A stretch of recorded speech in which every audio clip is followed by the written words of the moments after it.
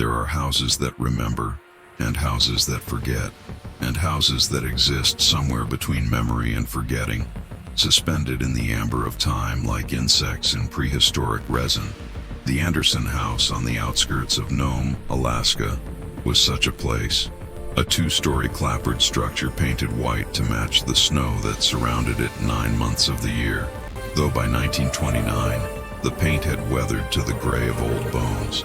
Every Christmas Eve, as reliable as the return of the sun after the long Arctic night, candles would appear in each of its 12 windows, burning with flames that cast no shadows, gave no heat, yet could be seen from miles away across the frozen tundra. Beacons in the polar darkness that drew the lost and the searching like moths to flames that would not burn them. No one lit these candles. No one lived in the house anymore.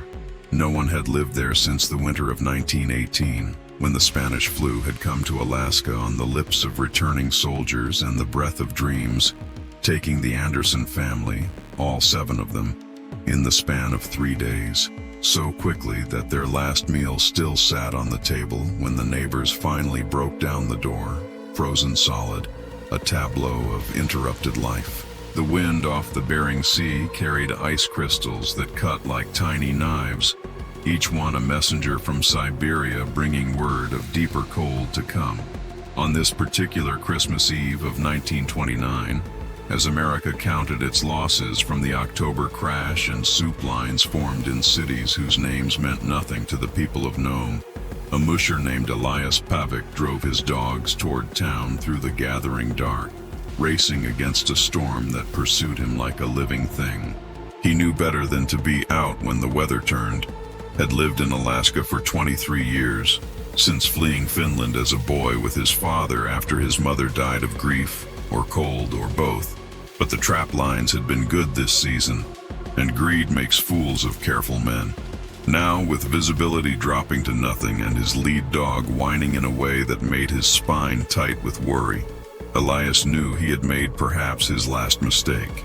The dog smelled it before he saw it, that particular scent of abandonment that clings to places where life has been violently interrupted, sweet and sharp like fruit rotting under snow. Then, through the white wall of the blizzard, he saw the lights, 12 perfect points of golden warmth floating in the darkness like eyes or stars or souls. The Andersen house. Every musher, trapper, and prospector in the territory knew about the house that lit itself on Christmas Eve, though most dismissed it as Swedish foolishness, as if the Swedes hadn't learned centuries ago that some things are too strange to be anything but true. Elias had passed the house many times in daylight, had seen its empty windows staring blindly at the white expanse, had noticed how even ravens avoided its roof. But now, with the storm threatening to bury him and his team alive, those impossible candles looked like salvation.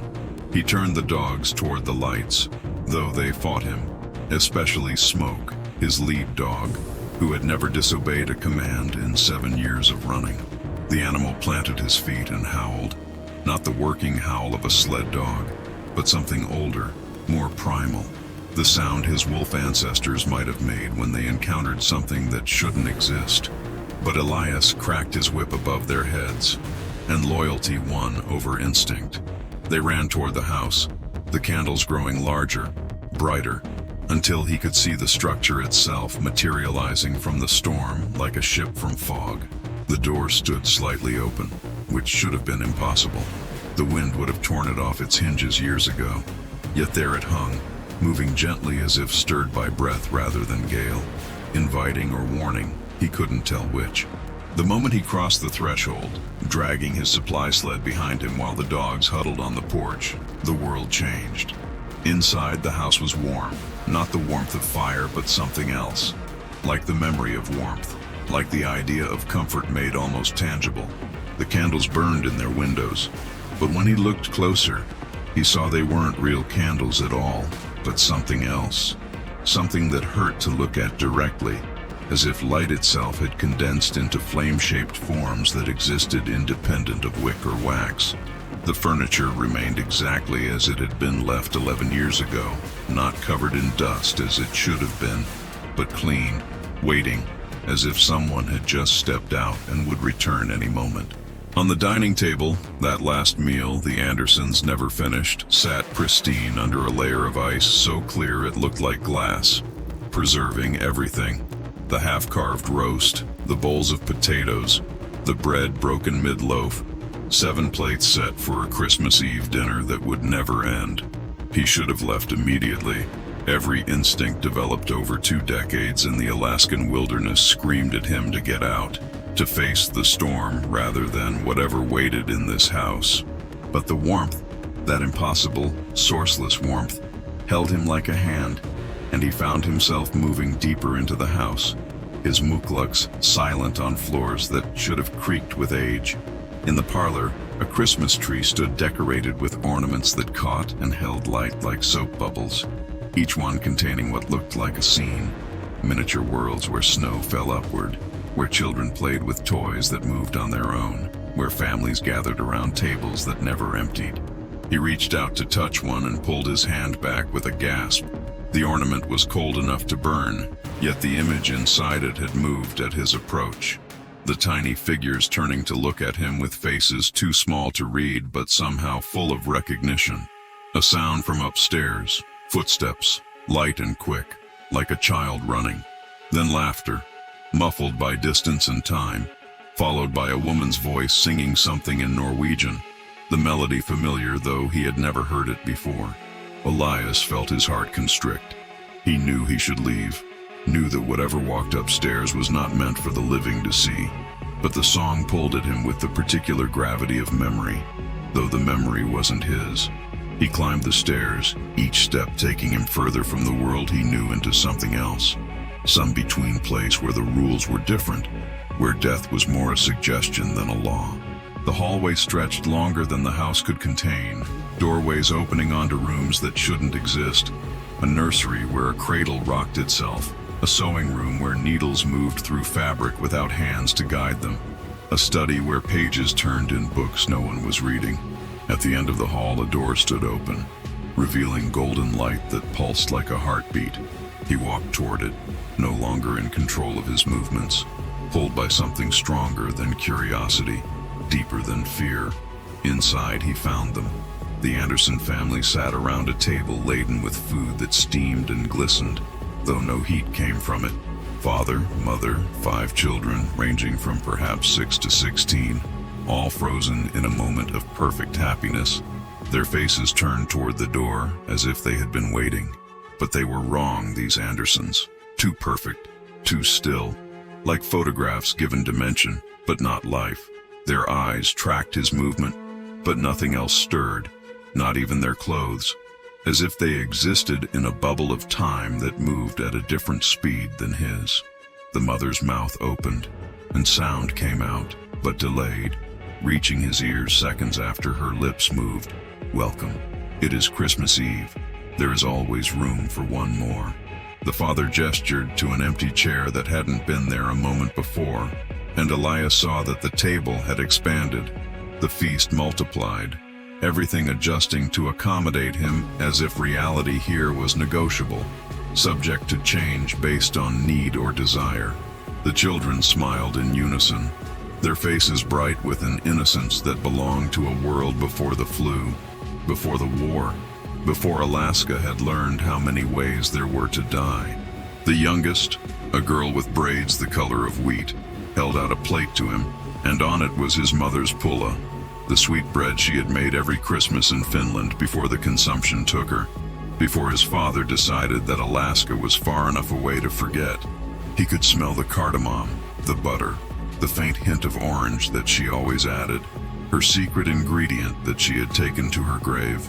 He reached for the bread, and as his fingers touched the plate, he understood everything. The house didn't light candles to remember the Andersens. The Andersens lit candles to remember the house, to remember the world, to remember what it felt like to be warm and whole and home. They were stuck, these 7 souls, caught in the moment between their last Christmas and their first death, unable to move forward, unable to go back, sustained by the terrible mercy of a love too strong to die with their bodies. Every Christmas Eve, they set their table again, lit their candles again, opened their door again, hoping someone would come to release them or join them. They no longer knew which. The bread was in his hand now, warm and real as anything he had ever touched. He brought it to his mouth, and the taste exploded across his tongue. Not just the bread, but everything it meant. Every Christmas morning of his childhood, every moment of safety before the world taught him about loss. The Andersens watched, their eyes bright with hope or hunger or both.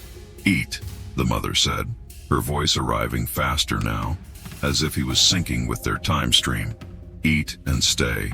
It is so cold outside, and we have been alone so long." The children nodded, their movements becoming more fluid, more real with each second he remained in their presence.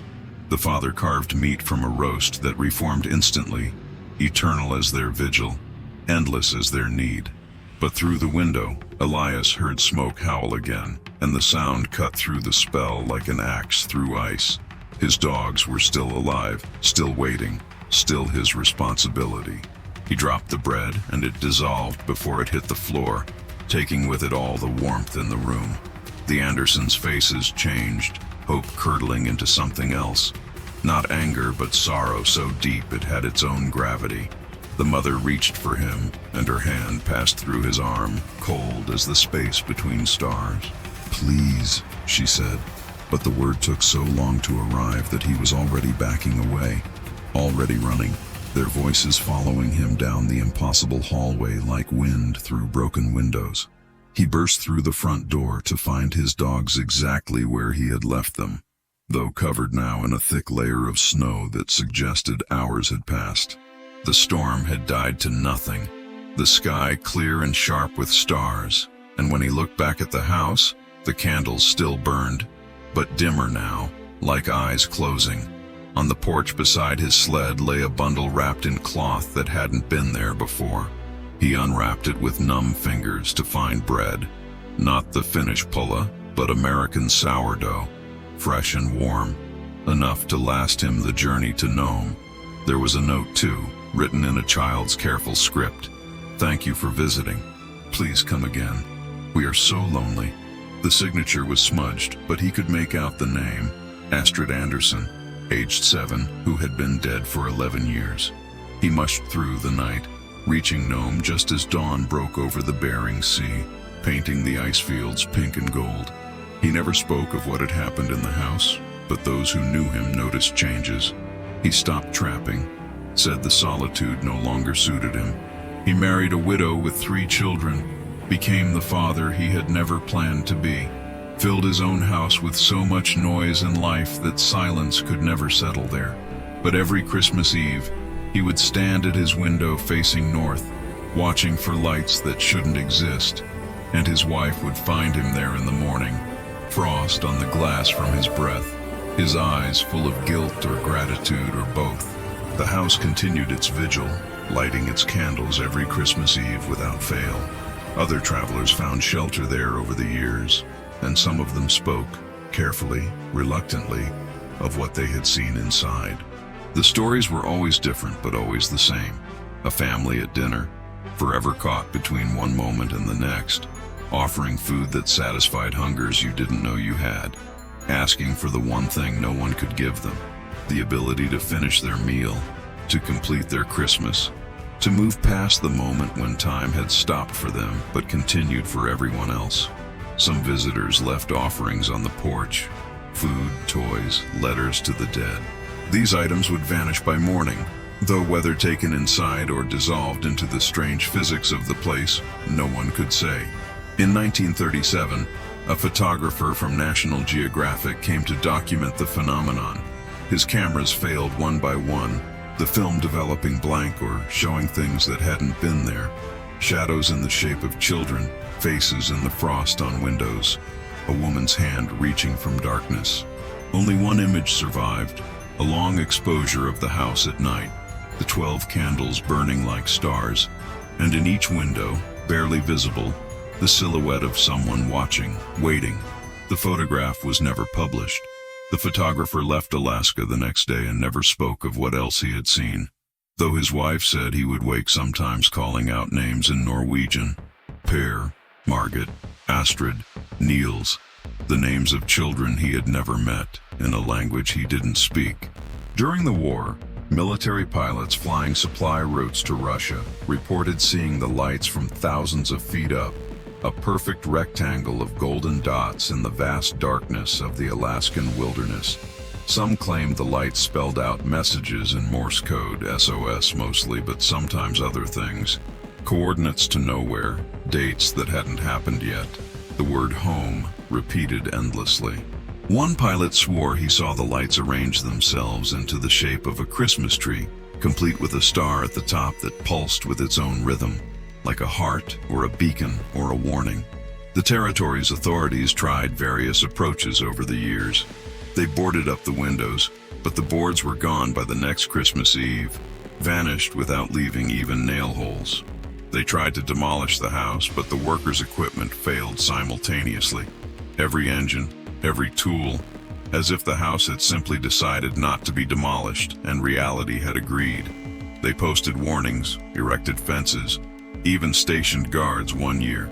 But the guards fled before midnight, speaking in whispers of children's voices singing carols in languages that predated speech, of footsteps above them in rooms they knew were empty, of invitations written in frost on the windows.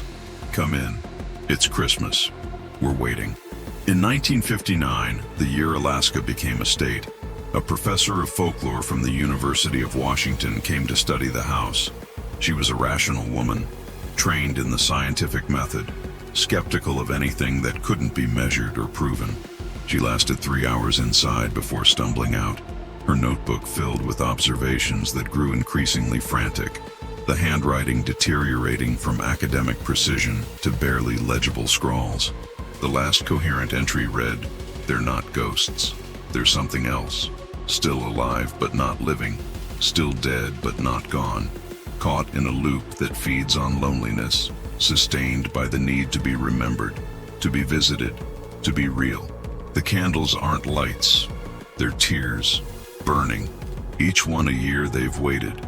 Count them. There are too many." She was right about the candles.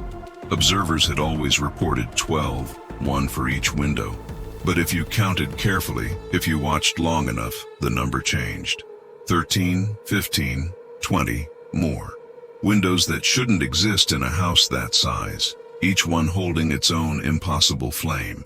As if the house was growing, adding rooms for all the Christmases it had missed, all the visitors who had almost stayed, all the futures that had been cut short by fever and time.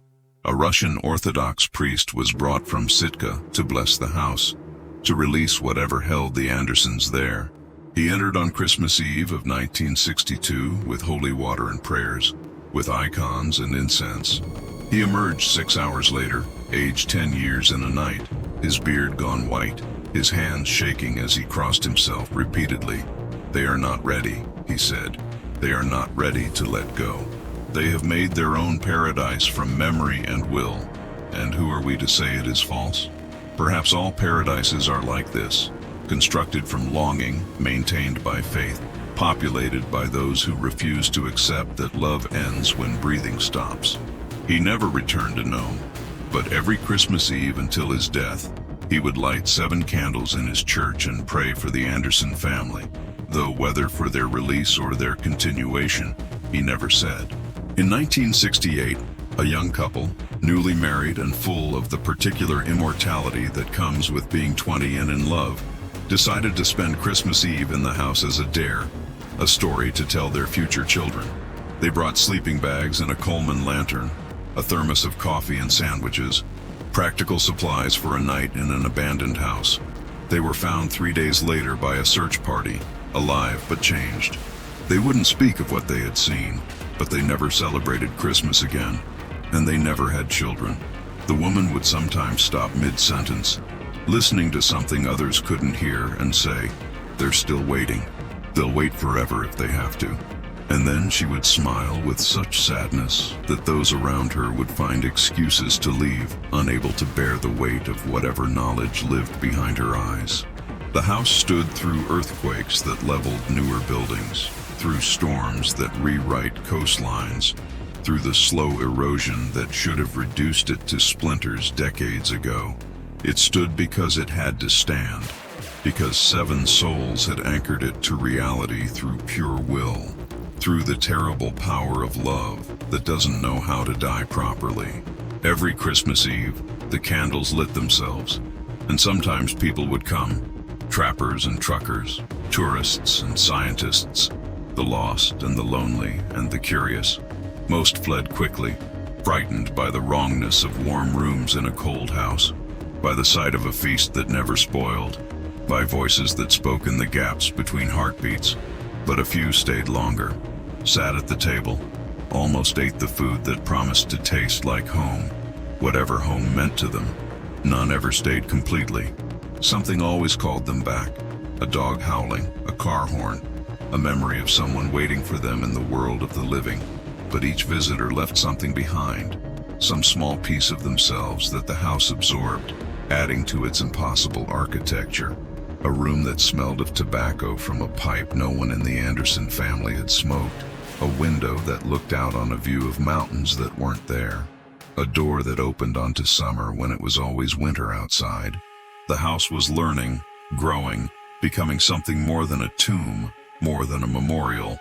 It was becoming a universe unto itself, centered on that eternal Christmas Eve when 7 people had sat down to dinner and never gotten up. In 1985, Nome had grown enough to nearly reach the house, civilization encroaching on what had been wilderness. Developers wanted the land, but every attempt to purchase it failed. Deeds were lost. Lawyers forgot why they had come. Surveyors' equipment gave readings that placed the house simultaneously here and elsewhere, existing in multiple dimensions at once. A psychic was brought from California, someone who claimed to speak to the dead, to negotiate with them. She stood at the gate for 1 hour, then got back in her car and drove away. "They don't want to speak to us," she told the developers. "We're the ghosts to them. They're more real than we are, more present. We're just shadows passing through their eternal now." The psychic was right, though she didn't understand the full truth. The Andersen family had achieved something unprecedented through their collective will to continue. They had created a pocket of time that ran parallel to, but separate from the normal flow.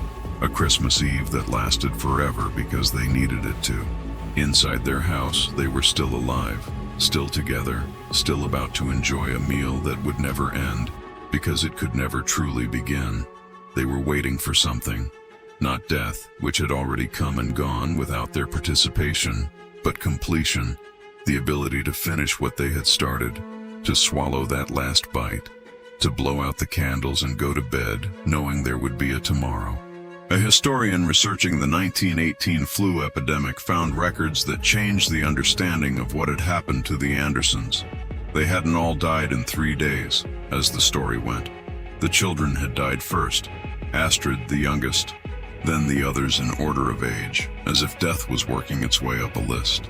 The parents had lived 2 more weeks, alone in the house with their dead children, unable to bury them because the ground was frozen solid, unable to leave because the storm that year had lasted 23 days.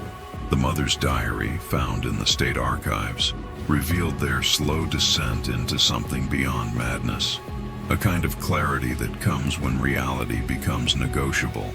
She wrote of setting the table for 7 every night, of carrying on conversations with children who no longer answered, of seeing them sometimes from the corner of her eye, playing or reading or sleeping in their beds.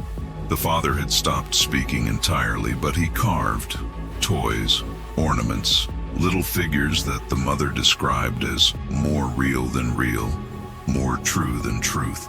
On Christmas Eve, she wrote her last entry. "Tonight we will all be together again. The children are waiting. They've set the table. They've lit the candles. All we have to do is join them." And perhaps they had. Perhaps that's exactly what they had done.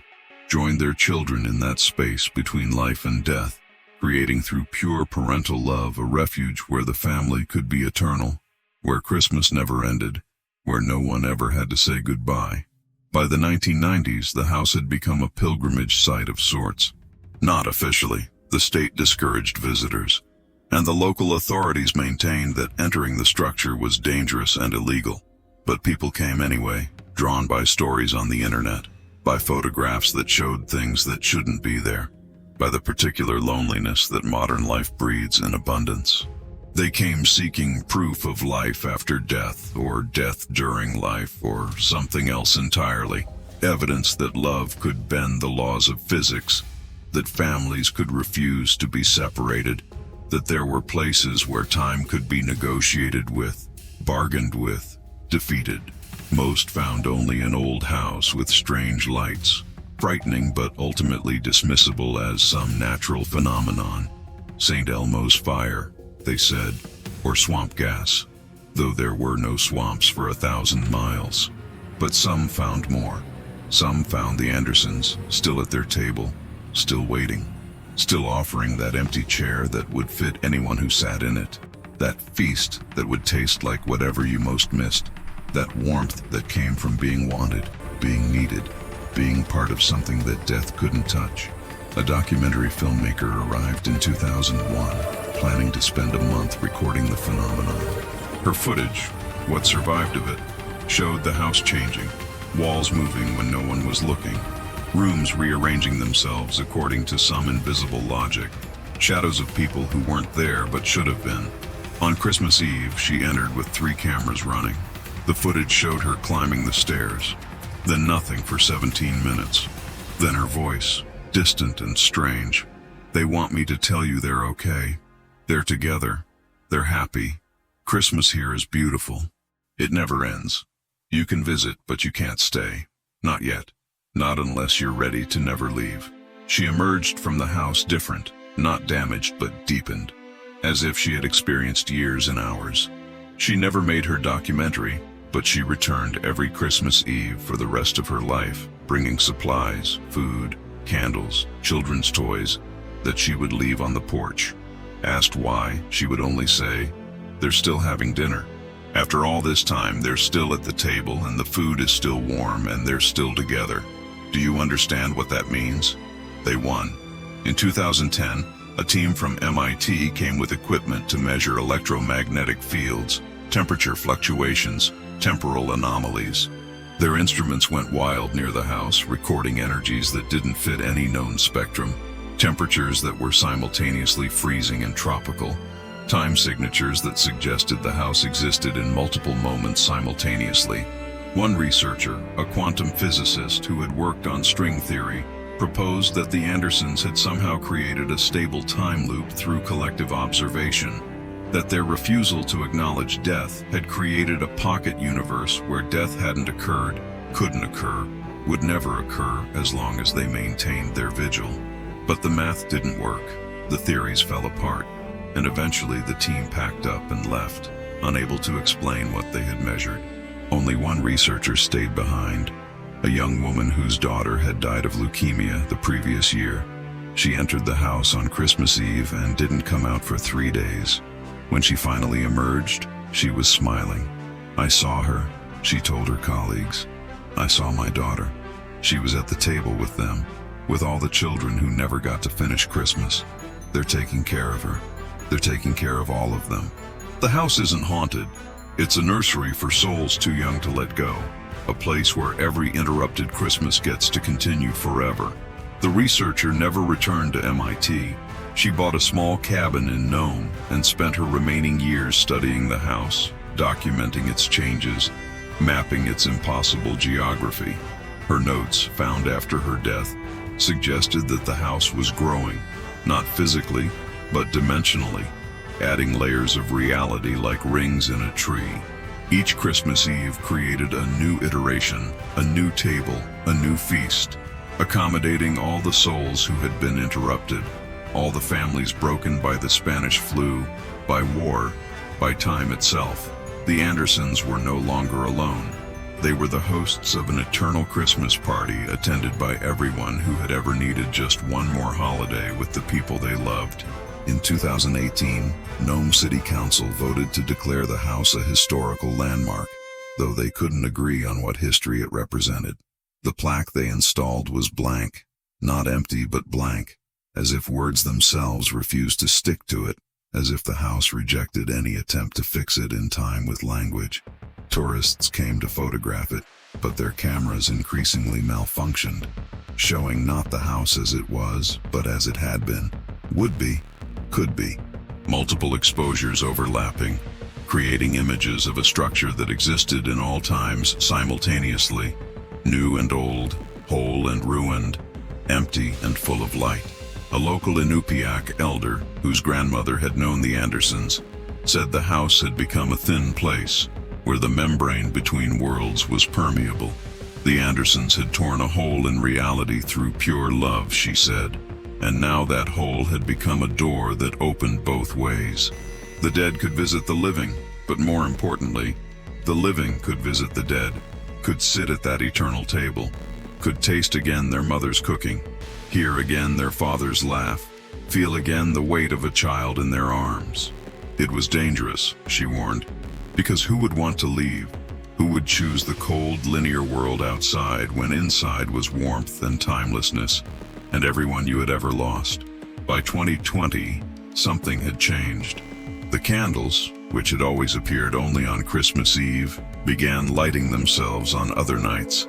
The anniversaries of deaths, birthdays of children who never grew up, wedding dates of couples separated by time. The house was remembering more than just Christmas now. It was remembering everything, becoming a repository for all the moments that should have been but weren't, all the futures canceled by the arbitrary cruelty of disease and accident and war. Locals reported seeing figures in the windows even in summer, shadows of families that weren't the Andersens. Different clothes, different eras, all gathered around that same infinite table. The house had become unstuck not just in time but in specificity. It was no longer just the Andersen house, but every house where love had been interrupted, where death had come too soon, where families had been torn apart before they were ready to let go. It was becoming archetypal, mythical, larger than its physical structure could contain. A physicist from Norway, drawn by family connections, her great-aunt had been an Andersen, proposed that the house had become a strange attractor in the mathematical sense, a point toward which certain trajectories inevitably led. Those trajectories were grief, love, the refusal to accept ending. The house drew these emotions from across time and space, concentrating them, giving them form. The candles weren't flames, but condensed longing, burning without consumption because the longing itself was inexhaustible. The feast wasn't food, but memory made edible, nourishing something other than the body. The warmth wasn't heat, but the absence of cold, the negation of the entropy that drove the universe toward endings. She entered the house on Christmas Eve of 2023, carrying equipment that measured not energy, but information, the patterns that underlie reality, the code that tells particles how to behave. What she found broke her instruments and nearly broke her mind. The house contained infinite information, every possible configuration of the Andersen family, every potential future they might have had, all existing simultaneously. But more than that, it contained every family, every interrupted love, every unfinished story. It was a database of discontinuity, a library of the never was, an archive of absence made present through the sheer force of human refusal to accept that love ends. She stayed inside for what felt like years, but was only hours in the outside world. She aged and didn't age, lived multiple lives, saw her own death and birth and everything between.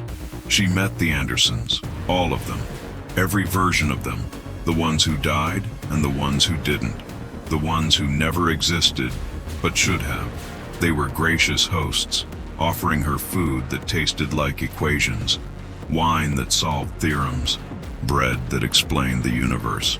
She understood then that they had become something beyond human, beyond ghost, beyond any category that language could capture. They had become a force of nature, as fundamental as gravity or electromagnetism, the force that holds families together across any distance, even death. When she emerged, she could no longer do physics. The mathematics that had been her life now seemed like children's drawings compared to what she had seen inside the house. She wrote one paper, published in an obscure journal titled love as a fundamental force, evidence from the Andersen anomaly.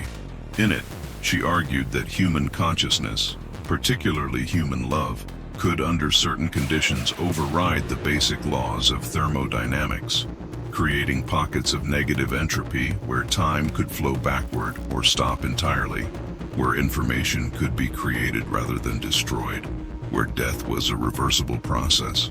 The paper was dismissed by her colleagues, but it was downloaded millions of times by people who had lost someone, who understood intuitively what she was trying to say, that love was not metaphorical but mechanical, not poetic but practical, capable of bending reality if applied with sufficient intensity. The house still stands, still lights its candles every Christmas Eve, and increasingly on other nights as well. The military has given up trying to control access to it. The state has stopped warning people away. It has become accepted, like weather or geology, a feature of the landscape that doesn't fit the models, but exists nonetheless. Children in Nome grow up knowing about the house that lights itself. Teenagers dare each other to approach it. Adults drive past it on winter nights and see the warm glow of windows that should be dark, and feel simultaneously comforted and bereft. Because that's what the house offers and threatens in equal measure. The possibility that death isn't final, that families can refuse to be separated, that love can create its own physics, but also the terrible temptation to join that eternal meal, to step out of time, to choose the unchanging warmth of memory over the cold forward motion of life. Every person who sees those lights must make a choice, to approach or avoid, to enter or flee, to join the Andersens at their table or continue into the uncertain future where all meals end, all candles go out, all families are eventually separated by time. Some nights, if the aurora borealis is particularly active, the lights from the house seem to merge with the lights in the sky, creating patterns that almost spell words, that almost form faces, that almost reveal the secret the Andersens discovered in their grief, that love is the only thing in the universe that increases with use, that grows stronger with time, that death cannot diminish but only transform. The house is their proof, their monument, their gift to a world that insists on endings. Inside, it is always Christmas Eve, always 1918, always warm, always about to begin the meal that will never end, because ending would mean accepting that they are gone, and they are not gone, will never be gone as long as the candles burn and the table is set and the door stands open for anyone who needs to believe that somewhere, somewhen, the people we love are still waiting for us to come home. In 2024, a child's drawing was found tucked into the fence around the house, a crayon image of a family at dinner, all smiles and stick-figure joy. At the bottom, in careful kindergarten letters, "Thank you for letting me visit Grandma. She says she's happy. She says to tell you the food is always warm." No one knew who had left the drawing. No child in Nome admitted to making it. But that Christmas Eve, there was an extra candle in the windows, small and bright, as if the house had made room for one more memory, one more soul refusing to let go, one more proof that love operates outside the boundaries we set for it, creating its own geography, its own physics, its own forever. The wind off the Bering Sea still carries ice that cuts like memory, sharp and clean and absolute. But around the Andersen house, the wind dies to nothing, as if even nature recognizes that here is a place where different rules apply, where the thermodynamics of the heart override the thermodynamics of the universe, where entropy reverses itself in the presence of sufficient love. The house stands as evidence that sometimes, in rare and terrible and beautiful circumstances, human will can overcome physical law, can create spaces outside of time where the dead are not dead but simply elsewhere, elsewhen, always just about to return, always just sitting down to dinner, always just lighting the candles that will never go out, and perhaps they never will. Perhaps 1,000 years from now, when Nome is dust and Alaska is different, when humanity has moved on to other worlds or other forms, the house will still stand, still light its candles every Christmas Eve, still offer its impossible hospitality to anyone who needs to believe that love is stronger than time. The Andersens will still be at their table. The food will still be warm. The door will still stand open. And somewhere, someone who has lost everything will see those lights across the darkness and know that inside that house, inside that eternal moment, nothing is ever lost. No one ever leaves. And Christmas, that brief season when we pretend that love and generosity and togetherness are the natural state of the world, never has to end. The candles burn without consuming themselves. The feast continues without diminishing. The family gathers without aging. And death, that final insult to love, is held at bay by the simple, revolutionary act of refusing to acknowledge its authority. This is the gift the Andersen house offers to a world grown cold with endings. The promise that somewhere, in the spaces between seconds, in the pause between heartbeats, in the silence between words, our loves continue, our families gather, our candles burn with the steady, impossible light of souls who will not go gentle into any night, good or otherwise.